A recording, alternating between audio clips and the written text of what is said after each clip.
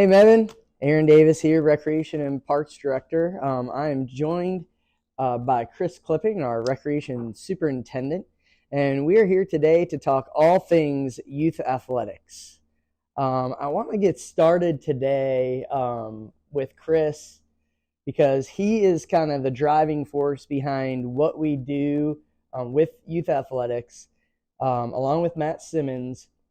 Y'all spend so much time with the kids and the families. And I was wondering if you could start out and talk a little bit about the philosophy of our programs. Sure. So our athletics program is built on the core philosophy that we want to develop a physically literate community. And what that means is that when kids leave our program, they're going to have the ability, confidence, and desire to participate in sports for their entire life. So to do that, we have to make some modifications and adjustments and focus on those things. So we do have this available on our website, but we do have a framework of how our program is built to develop. So we really want to focus on kids just building a desire to be able to participate in sports early on. And then after that, we want them to build confidence and then start to learn those abilities to play the sports, then focus on teamwork, and then work on strategy and competition as they age out. But our goal is to have everyone that comes through our program be able to participate in sports for their entire life, not just during their school time. We want them to feel comfortable playing, have a desire to participate, and work with other people. So that's the core framework, is that we want children to have three things: ability, confidence, and desire to stay in sports for all their life. And so, Chris, right now we are in the heart of our youth basketball season. And so some of the things that I really love about our basketball program specifically is that we treat every night as a special event. This isn't just rolling a ball out, bringing in some officials and, playing games. We add a lot to that.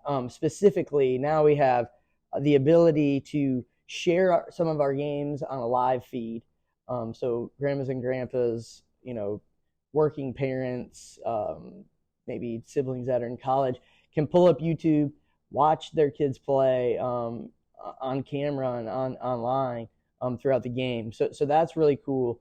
Again, I want to mention, it's like a special event. So what are some other things that we do, at the scorer's table each night during basketball that just livens up the place? Yeah, so our belief is that we want the children to be the stars when they're here and feel that way. So we definitely want to make each night a very fun night about the players and make it a fun environment. So when you come into our gym, you'll always hear music going, especially if you're the first game of the night. But you'll hear music going. We're very interactive with the kids. We try to have announcers where we can announce their names. And unfortunately, our star announcer is now somewhere else announcing games.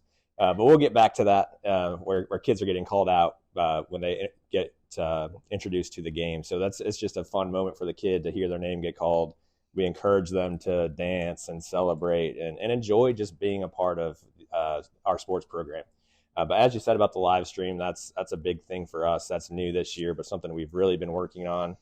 We realize that not everyone gets to come to every game to support these children, but they want to from wherever they are. So having the ability to live stream games over our YouTube channel has been huge this year. We've seen a great turnout from everyone tuning in. That allows anyone with an internet connection anywhere in the world to tune in and watch our program. And that's big for us because we know family members can't always be here. As you said, if there's grandparents or other family members that live far away, they have the ability to join us every night. And that's a big piece of our support system for these kids, is growing our community. And that doesn't just happen when people are in the stands. That happens when people are able to tune in and watch the games as well. And along with that, that allows us to have other people, other departments around the state, anywhere in the country, watch our stuff and see how we do things and hopefully see that it's ran really well and want to kind of copy or simulate some of the things that we do. So we hope to connect people to our program, supporters of our program, but also people trying to see what a good program looks like. We really believe in what we do, and we hope to see more recreation programs copy some of the things that we do. Yeah, and so to go to the announcing portion, we would like to think about Ray Clay, right, from the Chicago Bulls when we were growing up. a lot of Michael Jordan fans in the state of North Carolina. We were fortunate to be close to Chicago as that hysteria was going on. And you remember, you know, and now, and that's something we bring to the kids that are in our program, especially during tournament time, and we have one court going, and we're bringing out that starting lineup, and the fans in the stands know that Chicago Bulls, you know, mantra, I guess, of how they do that. But then the kids are learning it too, and you know they're all watching Michael Jordan videos on YouTube, and so they hear that and they get hyped, and it's just a total atmosphere that most kids are going to find when they get to maybe middle school or high school. We're bringing that to them when they're 6 years old, 7 years old, through 12 or 14. So I think that we have done a really good job with that, and you've brought a great model to what other rec departments would want to do. Yeah, and a lot of that is we're just trying to find out. For me, I'm also a transplant. I've lived in North Carolina for about 6 years now. So just finding those traditions and routines, I learned pretty early on that before the tip goes up in basketball, you play jump around because that's a UNC thing. And then during breaks, you play the Cascade song. Or every time we touch, that's a Duke thing. So I don't know what the NC State things are yet, or the ECU things. I'm trying to learn those, but we try to bring those kind of sports traditions alive. And it's really funny to watch because the parents know them, especially if they're a diehard fan, and we'll play jump around and look up in the crowd and you'll see a grandma and grandpa and they're just kind of going and the kids get into that, and it just makes it such a fun environment.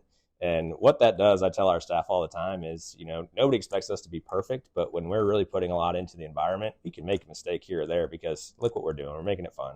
And that's the whole key. We're not asking kids to come out here and, be a superstar right away. We want them to just have fun and develop. That's where the core of love for sports starts, is just having fun and being involved in the environment. So all those things, that's what we're looking to do, is just make it fun. And for kids to have their name called and have that moment where everybody's cheering for them, that's important. For people to be dancing, while the kids are playing, that's important to the kids. The coaches get frustrated at times because then the kids get distracted, but it's all fun, and that's why we do what we do. And I think everybody who's involved in sports and works in sports loves to do it because it's just so much fun. Yeah, it's more about fun than it is about winning. Yep, that's right. That's right.